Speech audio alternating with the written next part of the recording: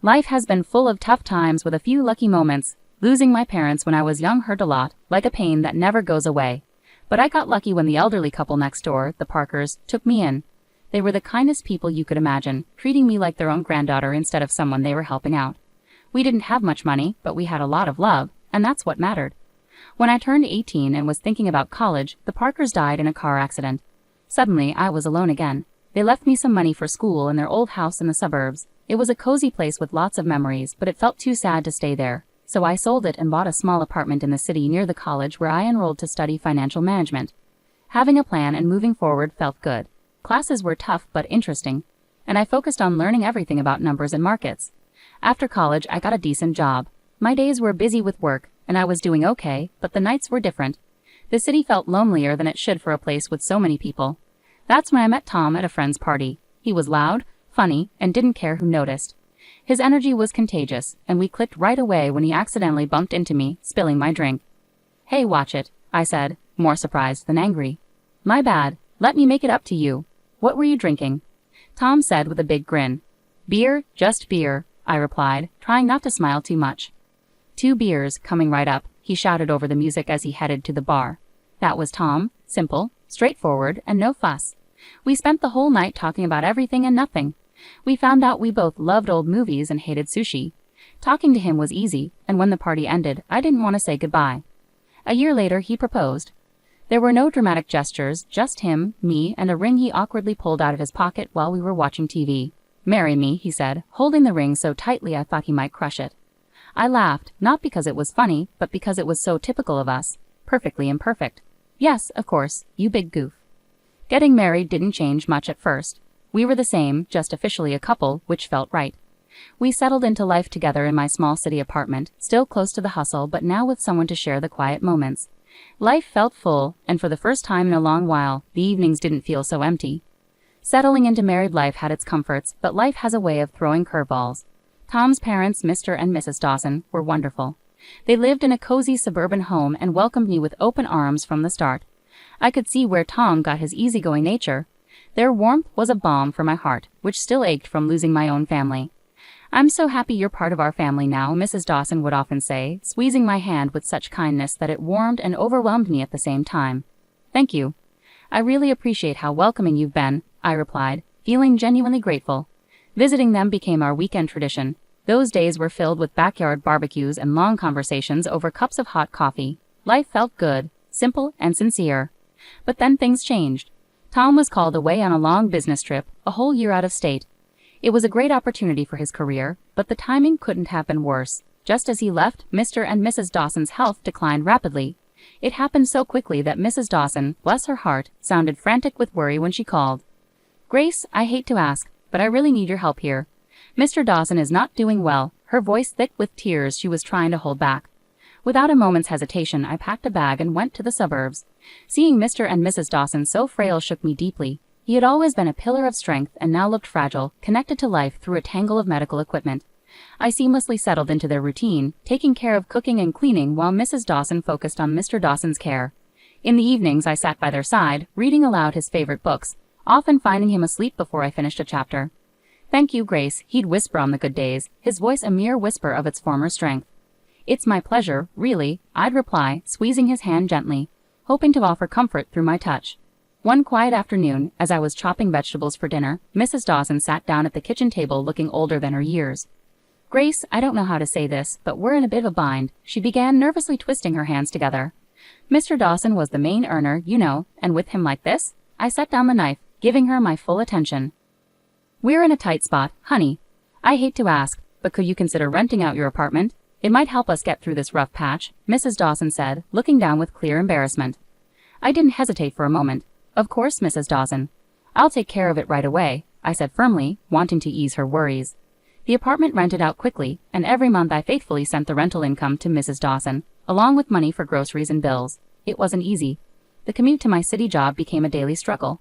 But family sticks together, right? That's what I kept reminding myself, even on the toughest days. "You're a lifesaver, Grace," Mrs. Dawson would often say, her relief palpable each time I handed over the money. "It's what family does," I'd reply, though some nights, lying in the guest room and hearing distant sirens from the city, I couldn't help but feel the weight of my responsibilities. Harry's calls were my only relief, his voice a connection to another world. "How are things going, Grace? Are you managing okay?" His concern was always clear, even through the static of our long-distance calls. "We're managing. Don't worry about us," I would say, forcing cheerfulness into my voice to ease his concerns.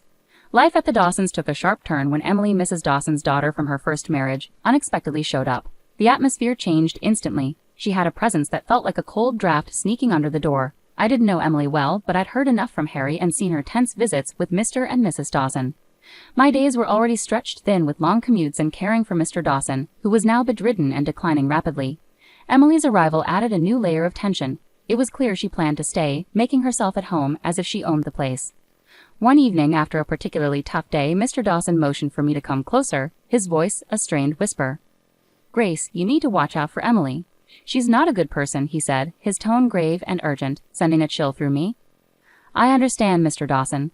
I'll be cautious," I promised, though I wasn't entirely sure what I was preparing for. True to Mr. Dawson's warning, Emily wasted no time asserting her authority. The first indication came one morning when I found her in the kitchen, a storm cloud over the breakfast nook. "Just so we're clear, I'm not here to play housemaid or chef for anyone," she declared sharply, sipping her coffee and eyeing me as if I were intruding in her mother's kitchen. I was taken aback but kept my composure. "Okay, Emily, I've been handling things so far, and I can continue," I replied, trying to keep the peace. "Good, because I don't plan on lifting a finger." "This is Mom's house, after all," she snapped back, her eyes challenging me to object. From then on, Emily ensured her presence was felt, but not in a positive way. She ordered takeout only for herself and her mother, leaving their empty boxes for me to clean up. Her disdain was clear and hurtful, but I endured it for Mr. and Mrs. Dawson's sake. "Grace, why don't you join us for dinner tonight?" Mrs. Dawson suggested one evening, a rare moment of warmth in her voice. Before I could respond, Emily interjected sharply. "Mom, Grace has been busy all day. She probably prefers eating later," her words laced with false concern, yet the message was unmistakable. I wasn't wanted. The days grew more difficult, my workload increasing. Emily's entitlement pervaded every corner of the house. At night, I could hear her whispering with her mother, poisoning her against me with her words. Mrs. Dawson, once kind and understanding, began to change, her demeanor colder, her gratitude less frequent. A couple of weeks later, Mr. Dawson passed away. The funeral was somber, with Harry flying in just in time to bid his farewells. It was the first time in months we were together, and having him by my side brought a sense of relief. Yet amidst the grief, I sensed a significant change at the Dawson home. Emily suddenly behaved impeccably, treating everyone with forced politeness. "How have things been while I've been away?" Harry asked quietly during a brief moment alone after the service. "Fine. Everything's been fine," I lied, forcing a smile. I didn't want to burden him further. His own grief was already too much to bear. "Are you sure? You look exhausted," he pressed, concern etching his brow. "It's just been busy, helping out around here," I reassured him, avoiding his gaze. It wasn't the right time to delve into the brewing turmoil beneath the surface. Once Harry departed, Emily dropped her facade. The guise of a caring sister vanished, replaced by the familiar sneer and dismissive attitude. The atmosphere in the house shifted drastically.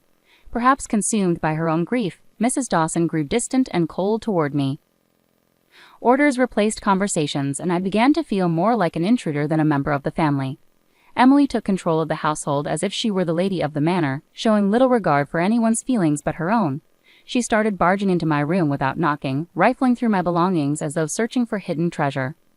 One afternoon, while seeking solace in the garden, I stumbled upon a box hidden among the shrubs. Curious, I opened it only to discover my watches, jewelry, and even some of my underwear inside. My heart sank. Nearby, I found several of my dresses tossed carelessly over a bush.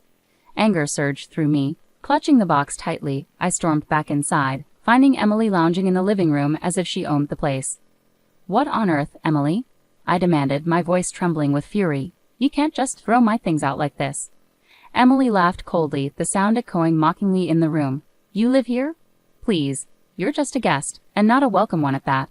You should be out in the garden or better yet, on the street. You're nothing but a freeloader anyway." Her words cut deep, like salt in a wound. I couldn't believe the venom in her voice. Shaking, I turned to Mrs. Dawson, who had just entered the room. "Mrs. Dawson, please tell her she can't treat me like this. This is supposed to be my home too," I pleaded, my voice cracking with emotion. Mrs. Dawson, once gentle and kind, now looked through me as if I were transparent. "This is Emily's house now. She's right, Grace. Maybe it's time you found somewhere else to live," she said coldly. Her words hit me hard. Standing there with the box in my hands, my heart shattered. The home I had grown to love, the family I believed in, crumbled around me in that moment. Despite everything, I stayed because of a promise I made to Mr. Dawson on his deathbed, to care for his wife and prevent Emily from dominating her. But day by day, Mrs. Dawson seemed to adopt Emily's harsh demeanor. Her words turned cutting, her gaze icy. "You're just idling away here, aren't you?" Mrs. Dawson snapped one evening as I cleaned up after dinner, her voice dripping with disdain. "I'm doing my best to keep things in order," I replied, trying to stay composed despite the pain her words caused. "Your best?" I could hardly tell. "It seems like you're just mooching off us," she scoffed, turning away without another word. Her words wounded me deeply. I was far from a freeloader. I had rented out my apartment and faithfully handed over almost all the income to Mrs. Dawson. On top of that, I took care of most household tasks while Emily contributed nothing but criticism. Emily, living off her mother's pension, showed no gratitude. "Really, what does my brother even see in you?" Emily taunted nightly, her voice carrying through the thin walls. Each time I bit back my anger and frustration, clinging to the promise I made. But the house grew suffocating, filled with hostility like a minefield. One evening, returning early from work, my world turned upside down. I walked in on Emily and Mrs. Dawson in a heated discussion in the living room, unaware of my presence. "We need to convince her to sell that apartment of hers. You know how much we could use that money," Emily said greedily and calculatingly. "Yes, but how do we persuade her? Grace isn't naive. She won't just hand it over," Mrs. Dawson replied, frustration and greed evident in her voice. "Leave it to me, Mom. I'll charm her into it. Once she signs it away, we can finally live the way we deserve." Emily's words cut through the air like a snake's hiss. Hearing them scheme to take away my only financial security was a brutal dose of reality. Fear gripped me. I couldn't stay any longer. Heart pounding, I slipped away to my room unnoticed. They were plotting to strip me of everything. The decision was clear in that moment. There was no way I could stay after hearing their plans. Quickly gathering my essentials, hands trembling, every second in that house felt like a countdown to disaster. I didn't bother with goodbyes. They didn't deserve them. Sneaking out the back door, I called a taxi to take me to the station. Sitting on the train to Harry's, doubts gnawed at me. Would he understand? Would he take their side? The uncertainty weighed heavily, but the fear of staying was more daunting. I stared out the window, the landscape blurring by, a mix of fear and determination settling in my chest. When I arrived at Harry's doorstep, his reaction was a blend of shock, relief, and curiosity. His eyes widened as he opened the door to find me standing there with my bag, looking as frazzled as I felt. "Grace, what's going on? Are you okay?" he asked, stepping aside to let me in. I hesitated, taking in the familiar and comforting sight of his temporary home. "No, Harry, everything's not okay. Not at all," I replied, my voice catching. He guided me to the couch, concern etched on his face. "Tell me what happened, babe. I'm here for you," he urged gently. I poured out everything to Harry, starting from Emily's return and the deteriorating situation at home to the financial pressures and the final betrayal. Their scheme to make me sell my apartment. I hadn't wanted to burden him while he was away working. As I spoke, Harry's expression darkened with each detail. By the time I finished, his fists were clenched, his jaw tight with anger. "Why didn't you tell me about any of this sooner?" he asked, his voice a mix of fury and concern. "I didn't want to cause you more stress. I thought I could handle it," I confessed, feeling foolish now. "Grace, damn it, you shouldn't have had to handle any of this alone," he exploded, rising to pace the room. "I can't believe my mom and Emily would treat you like this." He stopped abruptly and faced me, his eyes blazing with determination. "I won't let anyone treat my wife that way. No way," he declared firmly, pulling out his phone. I watched, heart pounding, as Harry dialed his mother. The phone barely rang twice before she answered. I couldn't hear her side of the conversation, but the tension in Harry's posture spoke volumes. "Mom, this has to stop. I know everything now, and I won't stand for it. If Emily doesn't leave and if you don't start treating Grace with respect, we won't be able to support you anymore. No more financial help, nothing." Harry's voice was firm, leaving no room for negotiation. There was a terse exchange, followed by silence. Harry's grip tightened around the phone. "Fine. If that's your decision, then you've made mine," he said finally, hanging up. He turned to me, his expression softening. "Looks like it's just us now, babe. That's all we need," he said, coming over to embrace me. I leaned into him, finding solace in his arms amid the storm of emotions. "Just us," I whispered, feeling the truth of his words. Now on our own, it felt right. Harry and I stayed up late into the night, planning our future without the burden of supporting his mother and Emily. We discussed practical matters like my remote work and our financial strategies, laying the groundwork for a new chapter together, just the two of us. Whatever happens, we're in this together. You and me against the world, right? Harry said with a determined smile. Absolutely, I replied, feeling reassured with him beside me. Against the world. The next few days were incredibly busy. I arranged to work from home with my job, which they agreed to. Harry helped me move my things out of storage and set up a home office in his living room corner. It wasn't perfect, but it was ours, and it felt peaceful. A week passed, and just when things seemed calm, I received a startling call that felt like a blast from the past. It was Mrs. Dawson, her voice now a mix of desperation and boldness. Grace, why haven't I received the money for this month? You know we really need it, she demanded straight away. I was speechless for a moment, shocked by her audacity. After everything, you still expect me to keep supporting you? I asked, more amazed than angry. In the background, Emily's voice came through, angry and sharp. She's just ungrateful. Make her send the money. Taking a deep breath to calm myself, I remembered their hurtful words, words that had cut deep. Mrs. Dawson, Emily called me a heartless beggar. I can't send money to people who treat me so badly. I'm done. There was silence on the other end, and I imagined Mrs. Dawson's stunned expression. But we're family, she finally said, her voice a mix of anger and pleading. No, family doesn't treat each other like this. Goodbye, Mrs. Dawson, I said firmly, hanging up before she could reply. The call shook me, but Harry was there, supportive as ever. You did the right thing, Grace. It's time they learn to stand on their own, he said, putting his arm around me for comfort. Not long after we settled back into our hometown, another surprise came our way. I found out I was pregnant. It was unexpected but brought us immense joy, and suddenly, the future looked bright with possibilities. We decided it was time to sell my apartment and buy a small house in the suburbs, close to a good school for our child. As we planned our move, another call came from Mrs. Dawson. This time her tone was different, desperate, and almost pitiful. Grace, I've made a mistake. Emily made me sell the house, took the money, and left me with nothing. Could I come and live with you and Harry? Her voice trembled with pleading. Her request stunned me. After everything that had happened, this was a test of my determination. Mrs. Dawson, you chose this path when you sided with Emily against us. There were other choices you could have made, I replied firmly, though my emotions were in turmoil. I know I've made mistakes, but you have a kind heart. Can't you forgive an old woman for her wrong choices? She pleaded. I sighed deeply, feeling a twinge of sympathy, but also holding firm to the consequences of her choices. I forgave you long ago, but that doesn't mean I can welcome you back into my life. You need to face the outcomes of your actions, just as I have, I said before ending the call and blocking her number. With determination, we moved ahead with our plans, buying a charming house with a small garden where our child could grow and play. On a lazy Sunday morning, as I leisurely flipped through the newspaper over coffee, a headline caught my attention. Local woman arrested for massive fraud scheme. There in the picture was Emily, in handcuffs and looking defeated. I couldn't help but feel a mix of shock and perhaps a small sense of vindication. Harry, look at this, I called out, holding up the newspaper for him to see. It's Emily. She's been arrested for fraud. Harry took the newspaper, his expression serious as he scanned the article. Wow, can't say I'm surprised, but it's a lot to process. Yeah, it is. But she made her decisions, and now she's dealing with the consequences, I replied, feeling a sense of closure I hadn't realized I needed. Over time, we heard through friends that Mrs. Dawson was living in a small apartment, working 2 jobs to make ends meet. Her pension wasn't enough to cover her living expenses and repay the debt Emily had left behind. Have you heard about your mom? Harry's friend, Matt, brought it up one evening during a backyard barbecue. Yeah, I heard, Harry replied, tending to burgers on the grill. His voice held a hint of sadness, but also determination. She chose her path, Matt. It's tough, but that's how it goes. Matt nodded, understanding the unspoken boundaries. You're right, man. Just wanted you to know. After that, the conversation lightened, with talk turning to sports and work as the evening progressed. Life moved forward, and so did we.